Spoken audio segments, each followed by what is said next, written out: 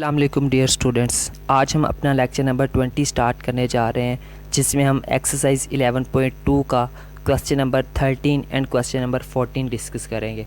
Mathematical method by S M. Yusuf, उसका chapter number 11 हम discuss कर रहे हैं, जिसमें हम इन्वर्स लैप्लास ट्रांसफॉर्म वाला टॉपिक पढ़ रहे हैं। ठीक है, तो बात करते हैं सबसे पहले क्वेश्चन नंबर 13 की। तो क्वेश्चन नंबर 13 में हमारे पास कुछ स्टेटमेंट कुछ इस तरह से दी हुई है। ठीक है, इसको हम लेट कर लेते हैं। ये हमारे पास कोई भी फंक्शन f(s) दिया हुआ है, इसको हमने इक्वेशन नंबर 1 का नाम दे दिया। ठीक है, क्यों दिया है? क्योंकि यहाँ पर देखें नीचे हमारे पास एक क्वाड्रेटिक इक्वेशन आ रही है। इसको हम डायरेक्ट सॉल्व नहीं कर सकते, पहले इसको सिंप्लीफाई करेंगे बाय यूजिंग पार्शियल फ्रैक्शन। ठीक है, सो पार्शियल फ्रैक्शन में रिजॉल्व करने के बाद यहाँ पे हमारे पास जो इक्वेशन बनती है वो ये बनती है। रेशनल रोज की पार्शियल फ्रैक्शंस आ गई हैं। ठीक है, after solving we have, solve करने के बाद पार्शियल फ्रैक्शन वाले मैथ्स से ए बी सी डी की हमारे पास ये वैल्यूज़ आएंगी। ठीक है, तो जब ये वाली वैल्यूज़ हम इक्वेशन नंबर 2 में पुट करेंगे तो हमारे पास जो इक्वेशन 2 है वो कुछ इस तरह इस फॉर्म में बन जाएगी। ठीक है, तो इसको आप लोगों ने देख लेना बिल्कुल स्टेप वाइज कैलकुलेशन। तो ठीक है, ये बन के इसको मज़ीद थोड़ा सा सिंप्लीफाई करेंगे तो हमारे पास ये वाली इक्वेशन बन गई। ठीक है, अब ये जिसको हमने इक्वेशन नंबर 1 का नाम दिया था, यानी कि ये अब इसकी जगह पे हमने इसकी वैल्यू पुट करनी है। वो क्या है हमारे पास, ये वाली हमने सिंप्लीफिकेशन करने के बाद कैलकुलेट कर ली। ठीक है, अब ये वाली जो वैल्यू है इसको हमने पुट कर देना है इस जगह पर। ठीक है, तो हमारे पास f(s) क्या आ जाएगा, f(s) हमारे पास फिर बराबर आ जाएगा इस चीज़ के इक्वल आ जाएगा। ठीक है, ये हमारे पास f(s) आ गया। अब क्योंकि हमने इसका इन्वर्स लैप्लास ट्रांसफॉर्म फाइंड करना है, सो हम इसका इन्वर्स लैप्लास ट्रांसफॉर्म फाइंड करेंगे। तो सबसे पहले ठीक है, हमने इसको इन्वर्स लैप्लास की फॉर्म में लिख लिया, साथ में हमने यहाँ पर इसको इक्वेशन नंबर ए का नाम दे दिया। ठीक है, इक्वेशन नंबर ए का नाम क्यों दिया है, इस चीज़ को मद्देनजर रखते हैं। यहाँ पर अगर स्केयर ना आ रहा होता ना फिर मसला नहीं था, फिर हमने इसको सॉल्व कर लेना था, लेकिन यहाँ पर होल स्केयर आ रहा है। ठीक है, एक क्वाड्रेटिक एच दी हुई है, उसका होल स्केयर है, तो इसको हम वैस मेथड से सॉल्व नहीं कर सकते जैसे हम पिछले मेथड में सॉल्व करते आ रहे हैं। ठीक है, तो इस पर थोड़ा सा नया मेथड लगेगा, तो इसको ध्यान से देख लें। ठीक है, इसको हमने इक्वेशन नंबर 1 का नाम दे दिया है। अब हम अलग-अलग से इनकी वैल्यूज़ निकालेंगे। सबसे पहले हम इसकी वैल्यू निकालते हैं। ठीक है, इसकी वैल्यू निकालने के लिए ये फॉर्म आ गई। ठीक है, आगे बिल्कुल स्टेप वाइज कैलकुलेशन की हुई है, ये आप लोगों को पता है कि हमने क्या किया हुआ है। ठीक है, तो इसको आप लोगों ने अच्छे से देख लेना है। ये 2 स्टेप आ गए, और इसको सॉल्व करने के बाद हमारे पास जो ये वाला जो पार्ट है, यानी कि ये वाला जो पार्ट है, इसका हमारे पास आंसर क्या आ रहा है, ये वाला आ रहा है। ठीक है, इसको आप लोगों ने जी याद रखना है। उसके बाद अब आगे हम ये वाला फैक्टर ले लेते हैं, लेकिन इसमें हमने अभी स्केयर को नहीं लेना है। ठीक है, सिंपल हमने क्वाड्रेटिक इक्वेशन वाला फैक्टर ले लेना है। ठीक है, स्केयर वाला बाद में करेंगे।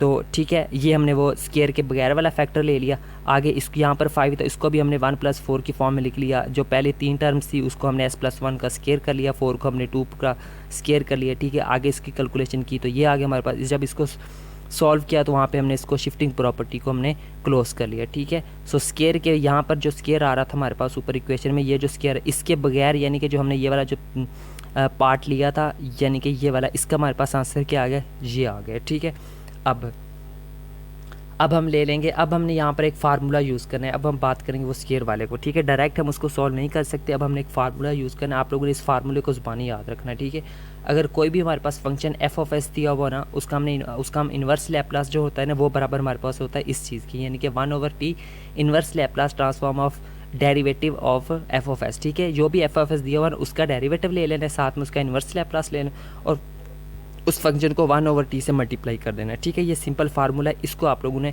वैसे ज़ुबानी याद रखना है। ठीक है, अब f(s) की जगह पे क्योंकि हमारे पास ये वाली टर्म दी हुई है, ठीक है, हम इसको कंसीडर कर लेते हैं। ठीक है, तो यहाँ पे हम f(s) की जगह पे उसकी वैल्यू आ गई। ठीक है, अब नेक्स्ट देखें, अब जब इस चीज़ का जब हम डेरिवेटिव लेंगे तो वो हमारे पास क्या आ जाएगा, ये वाला आ जाएगा। ठीक है, और इस चीज़ की हम पहले वैल्यू फाइंड कर चुके हैं यहाँ पर। ठीक है, तो यही वाली वैल्यू उसकी जगह पर हमने यहाँ पर पुट कर देनी है। ठीक है, अब दोनों साइड्स को इकट्ठा लेकर चलना है।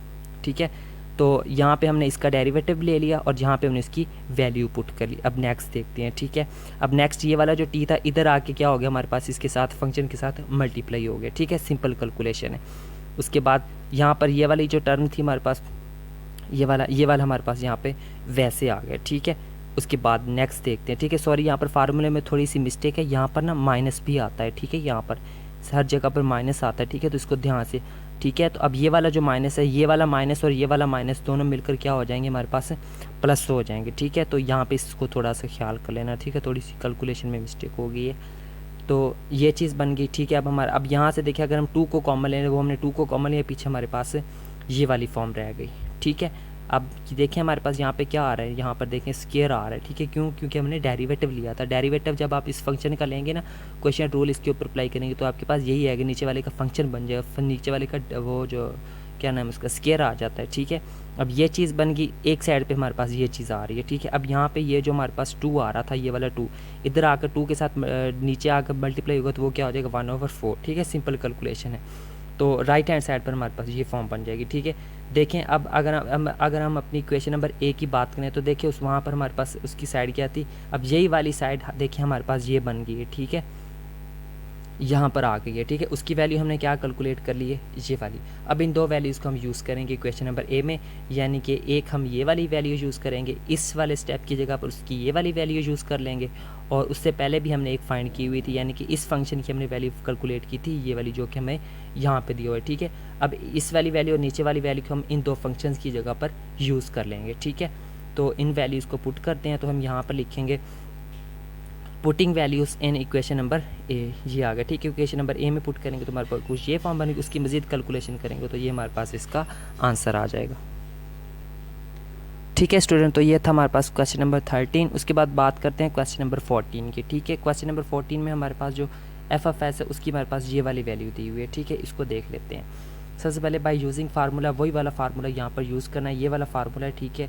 तो इसको आप लोगों ने फार्मूले को ज़ुबानी याद रखना है, ठीक है। अब एफ ऑफ एस की जगह पे उसकी ये वाली वैल्यू पुट कर देनी है, ठीक है।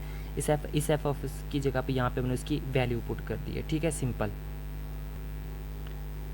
ठीक है स्टूडेंट। तो यहाँ पर जो टेन इनवर्स का अगर हम डेरिवेटिव ले तो वो हमारे पास इस चीज़ के बराबर होता है, ठीक है। अब डेरिवेटिव तो आई थिंक हर स्टूडेंट को लेना आता है, ठीक है। जब हम टेन इनवर्स का डेरिवेटिव ले तो हमारे पास आंसर में क्या आता है, ये चीज़ बन जाती है, ठीक है, ये चीज़ आ गई। उसके बाद अब ये वाला जो माइनस है, यानी कि ये वाला जो माइनस है इस माइनस के साथ कैंसिल आउट हो, यानी कि माइनस माइनस प्लस हो जाएगा हमारे पास।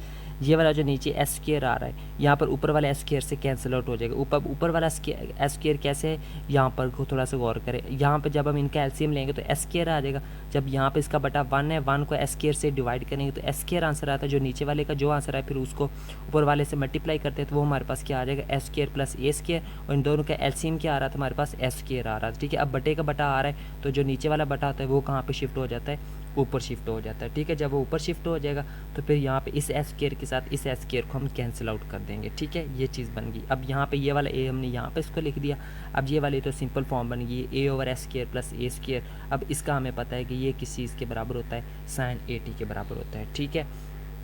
तो ये हमने इसको मज़ीद एक स्टेप में लिख लिया, तो यही था हमारे पास इसका आंसर। तो सिंपल सा क्वेश्चन था, बिल्कुल आसान सा क्वेश्चन था, very important question. Question number 14 tan inverse वाला बहुत इंपॉर्टेंट क्वेश्चन, अक्सर एग्जाम्स में पूछा जाता है, तो इसको आप लोगों ने बिल्कुल अच्छे से देख लेना है, ठीक है। इसमें मेन चीज़ क्या है, एक आप लोगों को ये वाला फार्मूला आता हो, दूसरी बात क्या है, टेन इनवर्स का आपको डेरिवेटिव लेना होता है, जो कि हमारे पास ये आंसर होता है, ठीक है। आगे सिंपल कैलकुलेशन 3 से 4 स्टेप की, तो इसको आप लोगों ने देख लेना अच्छे से। सो ठीक है स्टूडेंट, ये था आज का हमारा लेक्चर, ठीक है, लेक्चर नंबर 20 जिसमें हमने एक्सरसाइज 11.2 के मज़ीद 2 क्वेश्चंस को डिस्कस कर लिया है। सो मिलते हैं नेक्स्ट लेक्चर में इंशाल्लाह, तब तक के लिए टेक केयर एंड अल्लाह हाफिज़।